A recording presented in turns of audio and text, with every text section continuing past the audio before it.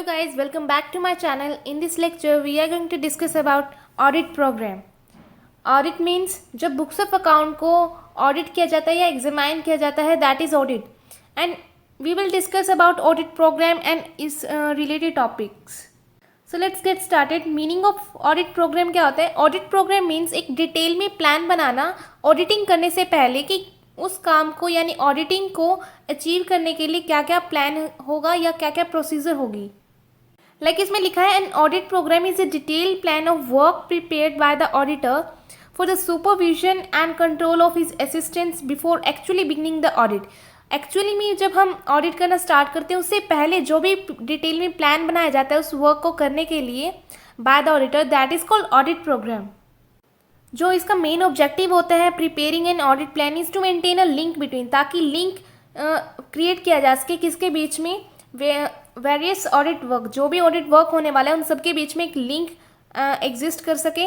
जैसे कि कोई एग्जांपल लेके चलते हैं हम, किसी बिल्डिंग को बनाने से पहले क्या करेगा बिल्डिंग कॉन्ट्रैक्टर, वो कंसिडर करेगा वेरियस फैक्टर. जैसे कि कौन कौन से फैक्टर हो गए, लाइक कितने लेबर्स उसमें यूज़ करने हैं हमने बिल्डिंग को बनाने में, किस ड्यूरेशन में बनेगा, कितनी ड्यूरेशन में बनेगा, काम को किस वे से कंप्लीट किया जा सकता है and all. Similarly an auditor makes a plan of the work to be done. इसीलिए ऐसे ही जो ऑडिटर होता है वो भी प्लान बनाता है काम को करने से पहले और construct and framework of his program, एक फ्रेमवर्क बना लेता है जैसे हम ऑडिट प्रोग्राम बोलते हैं, and proceed with the auditing work within this framework. और ऑडिटिंग वर्क को प्रोसीड करता है वो इस ऑडिट प्रोग्राम के according. Now we can see the definition of audit program which is given like an audit program is an outline of all procedure to be followed. वो सभी procedure इसके अंदर होती हैं जो काम को या अराइव एट एन ऑप्शन, किसी ऑप्शन या ऑब्जेक्ट को वहाँ तक पहुँचने के लिए concerning the clients of financial statements. जो भी फाइनेंशियल स्टेटमेंट्स है उसको कंसिडर करके एक ऑडिट प्रोग्राम को प्लान करके हम अपने टारगेट को अचीव कर सकते हैं, ऑडिटिंग को कंप्लीट कर सकते हैं. In short we can say that what is audit program. Audit program that the plan that is prepared for performing the work of audit is known as audit program. किसी भी काम को करने से पहले जो वर्क एक प्रोग्राम बनाया जाता है, एक प्लानिंग की जाती है, that is audit program. Now let's see what are the analysis of this audit programme. जो भी हमने अभी डिस्कस किया उसकी क्या क्या एनालिसिस हो सकते हैं. फर्स्ट वन जैसे है ऑडिट प्रोग्राम, वो है डिस्क्रिप्टिव होना चाहिए, जिसमें क्या है all the needs that to be done, जो हमें नीड्स होने वाली है ऑडिट के दौरान, ताकि हम उसको एनालाइज कर सकें थ्रू ऑडिट प्रोग्राम. एंड उसमें जो भी वो ईच एस्पेक्ट्स के बाद जो है स्पेस लेफ्ट होता है सिग्नेचर के लिए, किसके सिग्नेचर के लिए, clerk assign for the doing same, ताकि वो जो क्लर्क है असाइन कर सके उस सेम काम को करने के लिए. The second one is the plan is always in writing which is and is prepared by the auditor. Plan जो होगा, जो हम प्लान बना रहे हैं ऑडिटिंग करने से पहले, वो ऑलवेज राइटिंग में होगा, रिटन फॉर्म में होगा, जो ऑडिटर बनाता है. जिसका मेन एम होता है इस प्लान का कि इंश्योर दिलाना, विश्वास दिलाना that the work of the audit is proceed in an efficient manner, कि वो अच्छे ढंग से इसको ऑडिट किया गया है and is completed with in the specified time, इसको विद इन द टाइम इसको कंप्लीट किया है. यूनिफॉर्मिटी होनी चाहिए वर्क जो हमने किया है, and ensuring also that no part of the audit is left incomplete. और ये भी विश्वास दिलाना कि कोई भी जो है ऐसा पार्ट नहीं है कि जिसका ऑडिट न किया गया हो, यानी सभी चीज़ ऑडिट हो चुके हैं प्रॉपर मैनर में within the time and in an efficient manner. Now let's see what are the objectives of audit program. Objective क्या होगा इसका, फर्स्ट है हमारा प्रिपेयरिंग अ स्पेसिफिक फ्रेमवर्क बनाना. हमने पहले भी डिस्कस किया कि जैसे कि फ्रेमवर्क बना लेते हैं हम पहले, हमें क्या क्या करना है ऑडिट करने से पहले. Second one is division of work among assistants. हम डिवीजन ऑफ वर्क कर देते हैं ऑडिट प्रोग्राम में कि किसको क्या क्या ड्यूटी परफॉर्म करनी है. Third one is being aware of the progress of work done by employees. हम अवेयर कर देते हैं कि एम्प्लॉयज़ को क्या क्या उनको वर्क करना है, प्रोग्रेस ऑफ वर्क, कैसे काम को आगे बढ़ाना है. Fourth one is in case of an employ leaves during the audit. अगर ऑडिट के टाइम कोई एम्प्लॉय लीव कर देता है, यानी कि छुट्टी वगैरह पे कुछ इमरजेंसी आ जाती है, वो चला जाता है, देन असाइनिंग द सेम, वही काम उस एम्प्लॉयज़ का किसी अदर पर्सन को रिप्लेस कर देना, ऑडिट प्रोग्राम में भी इसका मेंशन होता है, ये ऑब्जेक्टिव में आ सकता है हमारा. Fifth one is removing the possibility of any work being left out. ऐसा जो काम है वो छोड़ चुके हैं हम, रिमूव करना. Last one is fixing the responsibility of employees की जो भी रिस्पॉन्सिबिलिटी है उनको फिक्स करना, ताकि कोई भी मिसअंडरस्टैंडिंग ना रहे किसकी क्या ड्यूटी है. Here the types of audit program is, first one is standard program and the second one is tailor made program. Standard program कौन से होते हैं? स्टैंडर्ड प्रोग्राम ऐसे प्रोग्राम होते हैं जो सबके लिए सुटेबल होते हैं, सभी ऑर्गेनाइजेशन के लिए, अगर ये प्लान प्रिपेयर करते हैं. लाइक इसमें लिखा है audit program is based on standard format. Standard format में होते हैं जो, वो उनको हम स्टैंडर्ड प्रोग्राम या स्टैंडर्ड ऑडिटिंग प्रोग्राम बोलते हैं. ये जो डॉक्यूमेंट होता है वो उसको हम यूज़ कर सकते हैं हर किसी ऑडिट के लिए, चाहे किसी भी ऑर्गेनाइजेशन की हो. There is no need to for the auditor to prepare separate audit programme for each audit. हर एक ऑडिट के लिए उसे सेपरेट ऑडिट प्रोग्राम बनाने की नीड नहीं होती है. Such a programme is also refer as fixed और प्री डिटरमाइंड प्लान प्रोग्राम. इस जो प्रोग्राम को हम पहले से बनाया हुआ या फिक्स प्लान प्रोग्राम भी बोल सकते हैं. Such a programme is may be suitable modified in order to accommodate the specific problem of a particular business. The second one is tailor made program. Tailor made जो है, और tailor made program is one which is prepared separately.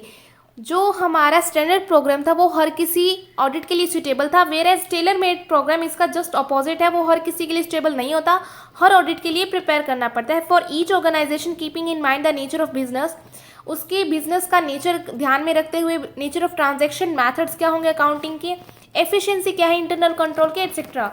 Such a programme is more practical and flexible as compared to the standard program. Flexible भी है, इसको हम change भी कर सकते हैं टेलर मेड प्रोग्राम को as compared to the standard program. Now let's see what are the preparation of an audit program. क्या क्या असेंशियल होने चाहिए एक अच्छे ऑडिट प्रोग्राम के लिए, क्या क्या चीज़ें ज़रूरी हैं. फर्स्ट वन आता है हमारा रिटन में, यानी कि जो ऑडिट प्रोग्राम होगा वो राइटिंग में होना चाहिए, ताकि इन फ्यूचर हमें कोई भी मिसअंडरस्टैंडिंग ना हो between the auditor and the employees in the future. Clarity होनी चाहिए, जो ऑडिट प्रोग्राम आपने बनाया वो सिंपल एंड क्लियर होना चाहिए, इजी मैनर में होना चाहिए, सो दैट एवरी पर्सन जो है उस प्रोग्राम को अंडरस्टैंड कर सके इजीली. एंड जो कोई भी हिंड्रेंसेस मीन्स कोई भी प्रॉब्लम क्रिएट ना हो उस ऑडिट वर्क करते टाइम, ताकि हमारा टाइम भी वेस्ट ना हो और एफर्ट्स जो है हमारे वेस्ट ना हो. तो थर्ड वन इज़ क्या असेंशियल है ऑडिट प्रोग्राम के लिए, डिवीजन ऑफ वर्क कर देना, सभी according to the departments in the organization. जिस डिपार्टमेंट को, हर एक डिपार्टमेंट को उसके अकॉर्डिंग डिवीजन ऑफ वर्क कर देना, सो दैट द वर्क में असाइन एंड रिस्पॉन्सिबिलिटी में भी फिक्स, ताकि रिस्पॉन्सिबिलिटी भी जिससे फिक्स हो जाएगी और जिसको काम दिया गया है among the staff on the same basis. While dividing the work, auditor should be completely aware of the level of competence of staff. Auditor को अवेयर होना चाहिए कि कौन से लेवल पर जो डिपार्टमेंट है वो काम कर सकता है. लाइक परचेज डिपार्टमेंट को परचेज से रिलेटेड ही वर्क देना चाहिए एंड सेल डिपार्टमेंट को सेल से रिलेटेड. अगर परचेज डिपार्टमेंट को सेल से रिलेटेड वर्क देंगे तो वो अच्छे से काम नहीं हो पाएगा, इसीलिए ध्यान में रखना चाहिए ऑडिटर को किस डिपार्टमेंट को कैसा काम देना है. Now let's C fourth one point है हमारा फ्लेक्सिबिलिटी. फ्लेक्सिबिलिटी होनी चाहिए, यानी चेंज कर सके हम ऑडिट प्रोग्राम को. Audit programme should be flexible होना चाहिए, चेंजेबल होना चाहिए, so that in case of change in circumstances, अगर कुछ सर्कमस्टेंसेस हमारे ऐसे हुए, सिचुएशन ऐसी बनी, there is a no problem, ताकि कोई प्रॉब्लम ना उस ऑल्टरिंग मीन्स चेंज करने के लिए प्रोग्राम हो.